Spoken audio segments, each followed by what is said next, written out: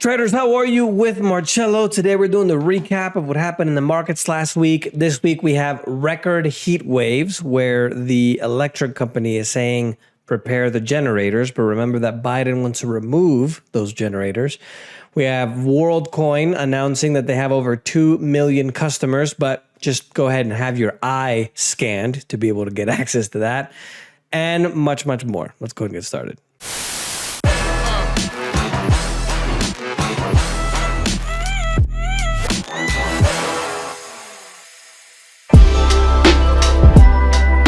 Biggest news of the week is the interest rate hike from the Fed. We're now at a 22-year high, which is 5.5%. That is 2001. They did leave the possibility for future increases as well. The U.S. annual inflation did slow considerably in June. We also had numbers out from, I believe it was Malaysia and I believe Singapore. Both of those came in under expectations as well. And this is likely going to push the Fed closer to ending the fastest interest rate hike since the 1980s due to the good inflation reports. And about 77.6% of all of the 152 companies on the S&P 500 reported earnings that have beaten analysis so far to date.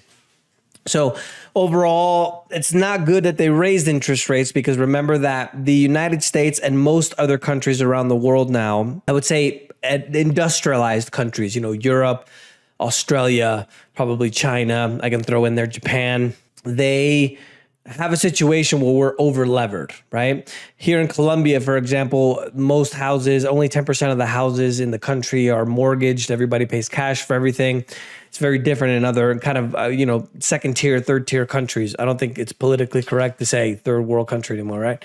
So whenever we have a situation where we raise the interest rates, whether it's in the US, especially in the US, or anywhere overseas, especially in industrialized countries, that affects quite a bit the consumer spending because we've grown addicted to debt, right? And because we've been addicted to debt and things have been so cheap for so long, we're talking about since 2008, 2009, there's a situation where everybody's overlevered. We're talking about the government, the federal government, we're talking about states, we're talking about cities, we're talking about people, everybody. So when the interest rate rises, it's a lot harder for us to afford things, whether that's for housing or cars or, your credit cards. So it's super important.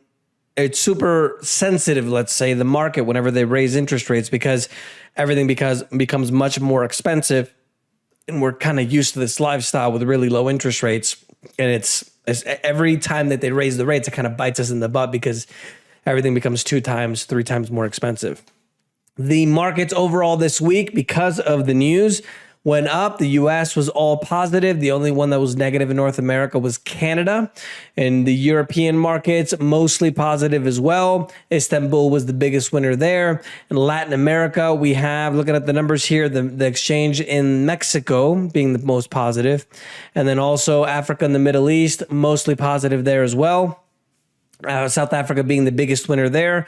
And then the Hang Seng in Hong Kong was the biggest winner in Asia. And most of those markets were positive as well, even though it was a bit mixed. Bitcoin and crypto. There's a big buzz about WorldCoin so far this week that they've attracted over 2 million users. WorldCoin was founded by the ChatGPT co-founder Sam Altman. So one of the interesting things that he said, and let me bring Conspiracy Marcello. One of the interesting things that he said, I love that. I love that. I got to update it, but I love that. But anyway, he said that we will have a digital currency connected to a digital profile or a digital ID, whether you like it or not. So now the interesting thing with this is that people are lining up in lines to have their irises scanned. And I don't know if you guys have seen, I think it was in an Aldi in the UK, you can't pay for anything with your card. It has to be with your palm. So if you don't pay with your palm, you just can't buy anything from Aldi in UK in a certain location. So that's how they spring it up on us. So get ready for that delicious world government, communist government we're going to get ready to live in. The first crypto investment fund was launched in Spain, because the socialists take forever to register things. And Bitcoin for the week is down 0.24% to just over $29,200. It's kind of been range bound for a while. Normally that's the behavior with Bitcoin. It'll just be range bound, then all of a sudden it'll explode in one direction or the other. In commodities, South Africa has met its climate goals thanks to blackouts that slashed emissions. A lot of the news articles I thought was really interesting because they talked about how they met their climate goals, not about how people are living in darkness. And this is kind of what's going on in the rest of the country because we've had these record heat waves, and the largest interconnected grid in the United States, which is in the Northeast, all the way up to Pennsylvania and New Jersey, right? New York is on a different grid. Maine, they're on different grids. But they talked about how they were declaring a emergency for the second day in a row and to prepare the generators. I thought this was really interesting because if you remember last week, they talked about how the Biden administration wants to remove and not allow you to buy portable gas generators. So you see how we're connecting two dots together, right? Well, I talked to you guys about in 2020, December 2020, when I did that video during the pandemic, how the blackouts were coming, and now they want you to live in darkness. That's why they want to, like, why would they all of a sudden want to just prohibit you from buying a gas generator when you're going to need it? They know what's coming. The orange juice squeezes to a record high as well as the intensifying fear of a global shortage.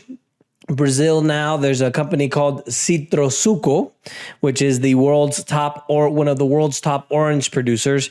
They talked about they're going to have to declare what's called a force majeure for their clients. Force majeure is when a company just can't commit to their clients due to extreme circumstances. In this case, crop disease and extensive rainfall damages in their citrus groves. U.S. poultry producers are facing a prolonged economic pain from the avian flu that's affecting them for months.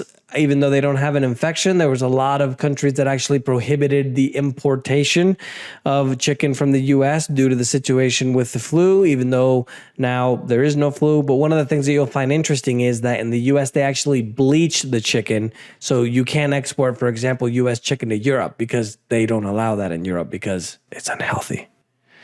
See how that works? U.S. gas prices surged to its highest level since November. It's at 3.71 a gallon. That's going to put some increasing pressure on inflation because everything in the United States is sent via truck. So if gas prices continue to rise, it's going to continue to push prices higher as well.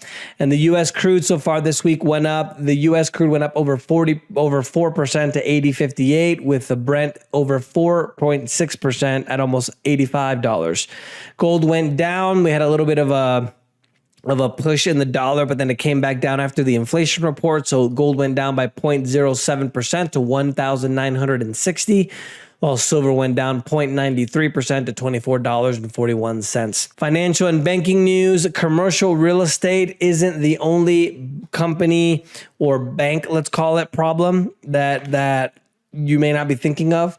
Obviously, we have the situation where after the pandemic, companies have switched their business models. They don't really need commercial real estate anymore. They don't need these big towers where all their workers go because they're either doing a hybrid model where you work from home some days, you go into the office for others. But most companies now are cutting back, especially since it's cheaper, a lot cheaper for them to have people work from home rather than come to the office. And I think it's a little bit interesting where I would think that the effectiveness of a worker would go down, right? Because they're working from home and they're lollygagging and stuff, but their productivity would go down, but the cost difference is just skyrocket because you don't have to pay for an office anymore, right? So I think in a way it might balance it out. But one of the things that you may not think about is that a lot of cities get about 2/3 of their income, their revenue, from commercial real estate. So what's going to happen outside of the financial system with banks? What's going to happen with the city revenues when the value of all these offices go down by 50 and 60%? Like, this is an absolute catastrophe waiting to happen. The fifth bank in the United States went bankrupt this year, the fifth of the year. It was called Tri-State Bank of Texas. Tri-State Bank in Kansas was closed by regulators. And the LATAM country support for alternative currencies have been increasing lately. The latest news is Bolivia now is looking to curb its dependence on the U.S. dollar for foreign trade and switch to the yuan. They've had severe dollar shortages in the last few months. And one of the things is that their reserves have dropped from $15 billion in 2014 to just $4 billion now. So Bolivia could possibly have another financial crisis very soon. In political news, the son of LeBron James, 18-year-old son, suffered a heart attack during practice. There was also an 18-year-old Linda Caicedo, which is on the National Colombia soccer team. She collapsed on the field as well. Now, I don't know about you, but I don't ever remember hearing about so many 18-year-olds collapsing on the field. Now, it has to be climate change, because there couldn't be another thing that happened 2 or 3 years ago that changed, because I find it very unusual. If you think about, just in the case of LeBron James, the guy is just a physical phenomenon. He's 39 years old, still playing in professional basketball, and being the second oldest guy in the entire league. The oldest guy doesn't even play anymore. He's better than most of the people in the league.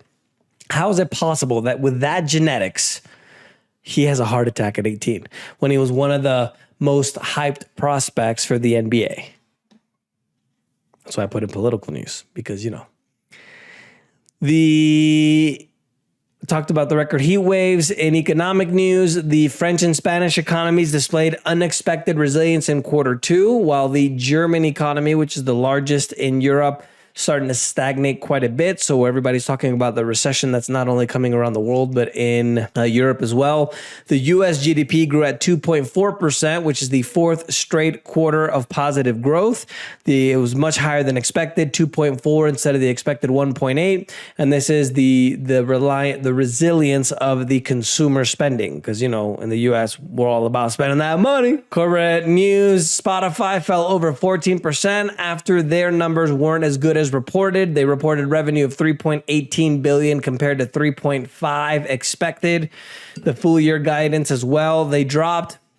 Chipotle, which is one of the best restaurants in the United States, dropped almost 10% on Thursday after they didn't deliver very well in their guidance as well. It was under expectations, but they're still up almost 40% so far in 2023.